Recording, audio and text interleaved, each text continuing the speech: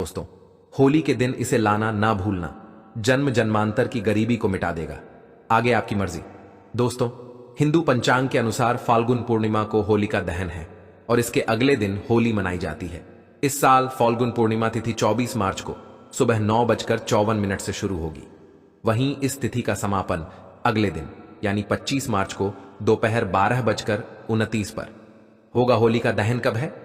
24 मार्च को होलिका दहन है। इस दिन होलिका दहन के लिए शुभ मुहूर्त देर रात 11:13 से लेकर 12:29 तक है।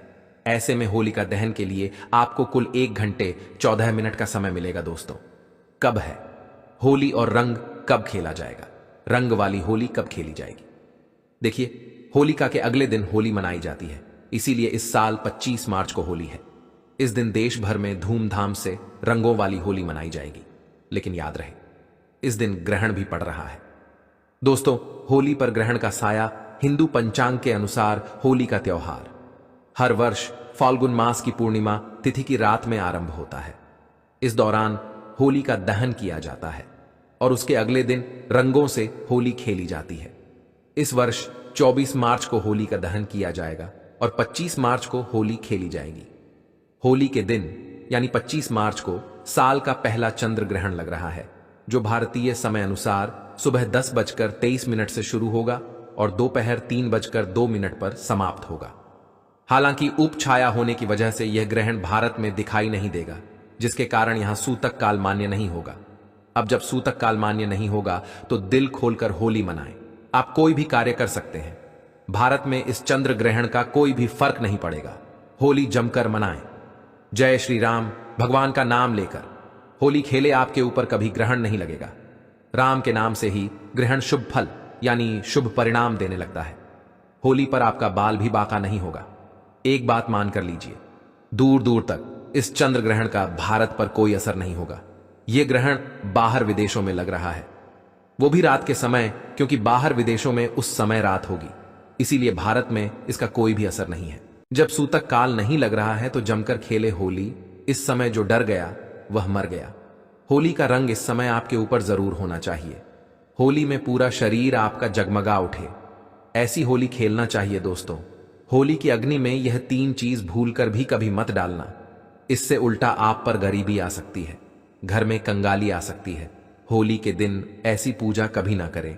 सनातन परंपरा में होली का त्योहार बुराई पर अच्छाई की जीत का प्रतीक माना गया है। होली का महापर्व खुशियों और रंगों से भी जुड़ा होता है। होली की रात को देव्य शक्तियों की रात माना जाता है। इस दिन आसुरी शक्तियों का नाश होता है और देव्य शक्तियों का उद्गम होता है। इससे दरिद्रता का नाश करने का, जीवन में चल रही परेशानियों को मिटाने का, दुख तकलीफ सारे कष्टों से छुटकारा पाने का सबसे अच्छा दिन माना जाता है। शास्त्रों में नक्षत्र विद्या में होली की रात को सिद्ध की रात कहा गया है। इस दिन नकारात्मक और सकारात्मक ऊर्जा दोनों ही बहुत सक्रिय रहती है। इसीलिए लोग सदियों से इस दिन सिद्धियां हासिल करने के उपाय करते आए हैं। होली की रात में जो साधना की जाती है वह बहुत ही कारगर और फलदायी सिद्ध होती है, जो कि 100% सिद्ध हो ही जाती है।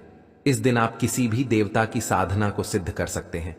आज के इस वीडियो में हम आपको बताएंगे होली पर किए जाने वाले कुछ ऐसे प्रभावशाली उपाय जिनसे आप आने वाले नए हिंदू वर्ष में खुशियां ही खुशियां पाओगे। आप अपना दुख, दर्द तथा कष्टों को मिटा सकते हैं। लेकिन क्या आप जानते हैं, होली पर यह 3 चीजें कभी नहीं चढ़ाना चाहिए। इससे उल्टा आप बर्बाद हो सकते हैं। वीडियो को अंत तक जरूर देखना। दोस्तों, आगे बढ़ने से पहले कमेंट बॉक्स में जरूर लिखें जय माता दी और हमारे चैनल को सब्सक्राइब करके इस बेल आइकन को जरूर दबाइए। दोस्तों, शास्त्रों के अनुसार माना जाता है कि होलिका दहन पर होली की अग्नि में टूटा हुआ गन्ना नहीं अर्पित करना चाहिए, ना ही खराब गन्ना अर्पित करना चाहिए। इससे उल्टा आप पर होली मैया का श्राप लग सकता है। टूटा हुआ गन्ना पूजा पाठ में इस्तेमाल नहीं किया जाता। इससे होली माता जाते जाते आपको श्राप दे सकती हैं। आपके घर में गरीबी का वास हो सकता है। शास्त्रों में माना जाता है कि जब होली का दहन होता है तब होली की अग्नि में पवित्र चीजों को ही डालना चाहिए। जब आप अग्नि में गन्ना डालें तो गन्ने के ऊपर हरे भरे पत्ते जरूर होना चाहिए, क्योंकि पूजा पाठ में अधूरी चीजें इस्तेमाल नहीं की जाती। अधूरी चीजें इस्तेमाल करने से अधूरा ही फल प्राप्त होगा, इसीलिए गन्ना साबुत होना चाहिए, टूटा हुआ बिल्कुल भी ना हो। हमेशा याद रखें, होली का अध्ययन से ठीक पहले गन्ना घर में अवश्य लेकर रख लें और गन्नों की संख्या 2 या 5 या फिर 7 संख्या होना चाहिए।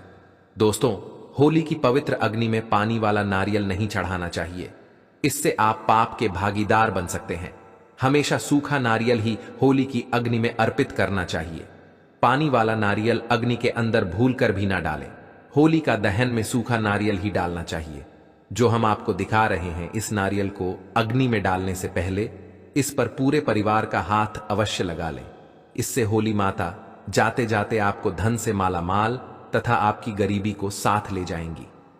पानी वाला नारियल आप पूजा के दौरान फोड़ सकते हैं, लेकिन अग्नि में कभी मत डालना। सूखा नारियल अग्नि में डालने से होली माता आपकी सभी परेशानी को अपने साथ ले जाती है और अग्निदेव भी प्रसन्न हो जाते हैं। दोस्तों, माना जाता है कि होली माता को घर का भोग अति प्रिय है। अगर आपने अपने घर में जो भी बनाया है वो होली माता को अवश्य अर्पित करें, लेकिन याद रहे, गुजिया चढ़ाते समय देख ले कि गुजिया की संख्या 3 नहीं होनी चाहिए। या तो 2 चढ़ा लें या फिर 5, 11 और 21 चढ़ा सकते हैं, लेकिन गुजिया की संख्या 3 नहीं होनी चाहिए। ऐसे में 1 की संख्या में गुजिया भी नहीं चढ़ाना चाहिए। होलिका दहन में आप बर्फी का भोग लगा सकते हैं और जल अवश्य अर्पित करें। होलिका दहन में गाय के गोब से बने उपले या यूं कहे तो बलकुड़िया अवश्य चढ़ाना चाहिए। दोस्तों, होली की अग्नि में आप हरा चना, गेहूं की बालियां, कोई भी नई फसल अवश्य अर्पित करें। इससे आपके घर में अन्न की कमी कभी नहीं होगी। जब आप माता को बालियां अर्पित करें तो देख लें, टूटी हुई बालियां ना हो, सूखे हुए पत्ते ना हो, एकदम बालियां हरी भरी होनी चाहिए। होलिका दहन की अग्नि में सूखी बालियां चढ़ाने से पाप लगता है।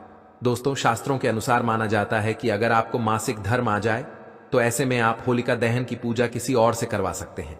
आप पूजा का वैसे ही पालन करें जैसे आप करते आए हैं, लेकिन मासिक धर्म के दौरान होलिका दहन के पास नहीं जाना चाहिए। आप दूर से होलिका दहन देख सकते हैं और आप किसी और से पूजा पाठ करवा सकते हैं।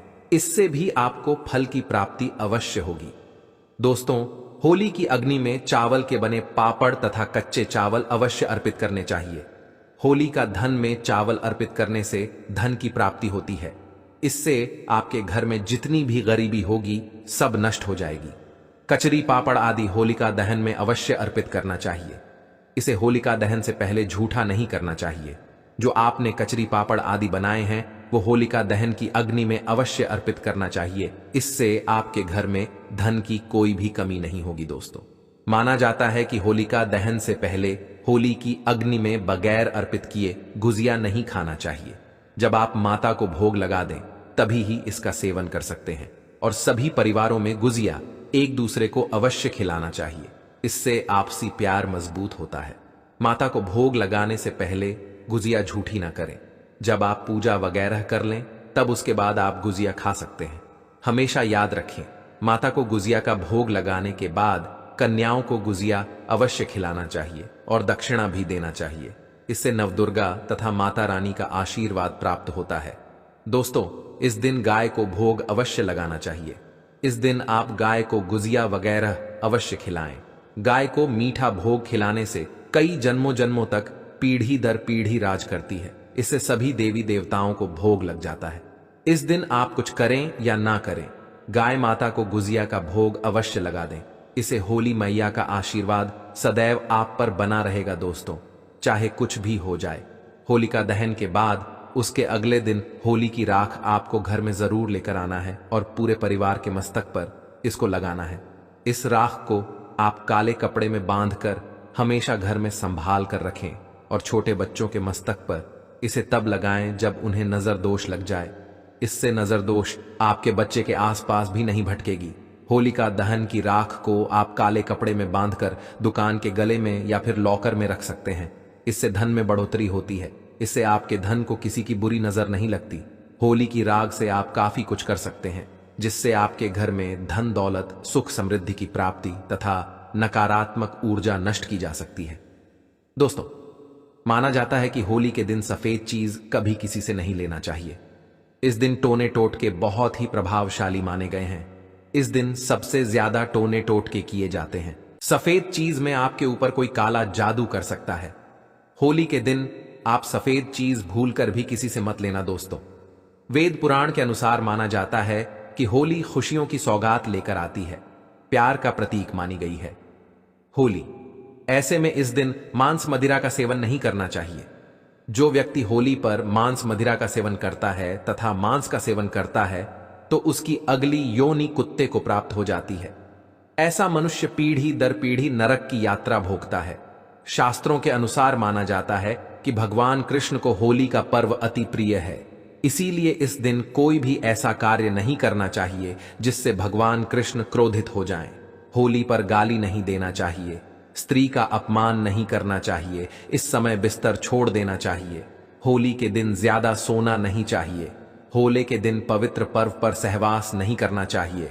इस दिन स्त्री से दूर रह। पुराणों के अनुसार माना जाता है कि इस दिन होली अवश्य खेलना चाहिए। होली का रंग कई नकारात्मकता शक्तियों को अपने आप नष्ट कर देता है, इसीलिए जो मनुष्य सच्चे दिल से होली खेलता है उसके ऊपर होली मैया का आशीर्वाद सदैव बना रहता है। होली एक पवित्र त्योहार है, इसे अपवित्र करने वाला व्यक्ति सदियों तक कृष्ण भगवान के श्राप का भागी बना रहता है। इसीलिए होली का पर्व सच्चे दिल से तथा सच्ची श्रद्धा के साथ ही मनाना चाहिए। दोस्तों, अगर आप भी भगवान श्री कृष्ण के सच्चे भक्त हैं तो चैनल को सब्सक्राइब करके कमेंट बॉक्स में सच्चे दिल से लिखे जय श्री कृष्ण। भगवान कृष्ण के आशीर्वाद से आपके जीवन में हमेशा खुशियां ही खुशियां हों।